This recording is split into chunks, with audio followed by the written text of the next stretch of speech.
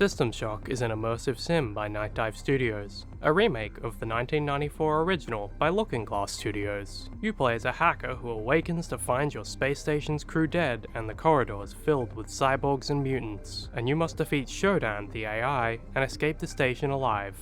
The sci-fi survival horror story is similar to a lot of other games, especially ones that came out after the original, but it's well executed here, with Shodan in particular being a threatening and fun character.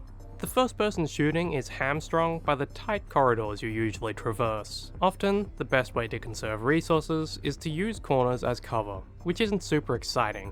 The resource management adds a bit more depth because you'll need to choose which weapon to use and which ammo to deplete, but the combat still isn't the core draw of the game. On each floor of the space station, you explore while gathering resources, fight cyborgs and mutants, solve puzzles, and acquire items needed to progress to the next floor. Audio logs are used liberally and to great effect, and combined with objectives that require you to remember the environment around you, System Shock creates a deep sense of immersion.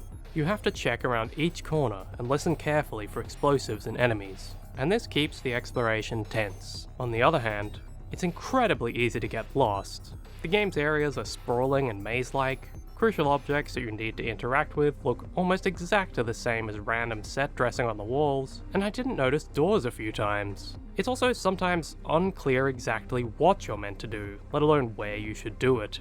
In theory, the audio logs remedy the worst of this, where characters will give you hints, but it's entirely possible to miss an audio log and the hint. At certain points, I had to use a guide because I could not figure out what I had missed, and it's unfortunate that the game is sometimes so obscure. The tutorials also aren't great. I didn't understand wire puzzles at the beginning of the game until I kept flipping things at random and worked out what I'd misunderstood. The cyberspace sections play more or less like a space shooter in tight corridors. Cyberspace is visually cluttered, and it's easy to get turned around, but it adds some variety even though the combat is one-dimensional.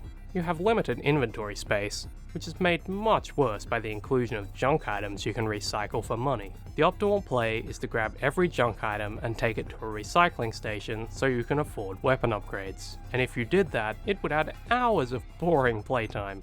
You can mostly ignore the system and skip some weapon upgrades, as I did, but this feels poorly thought out, as you can essentially trade fun for power. The graphics are functional and attractive, but there's a pixel shader applied to objects at certain distances that looks weird sometimes. The sound design really creates a creepy sci-fi vibe for the game, and overall the game's presentation holds up well. I haven't played the original System Shock, but the remake feels like a modernized take on the original rather than a wholly new game. Compared to later immersive sims, there's a lack of flexibility in how you solve problems. There's no stacking boxes to get to an area or breaking through a door. You just have to solve things the exact way the game wants you to. It's not strictly bad, but it's less freeform than some other games in the subgenre. Despite this, I had a ton of fun with System Shock. The exploration and atmosphere are a cut above most games, and if you don't mind getting lost and possibly needing a guide, I can highly recommend it. System Shock is out now on PC for $39.99.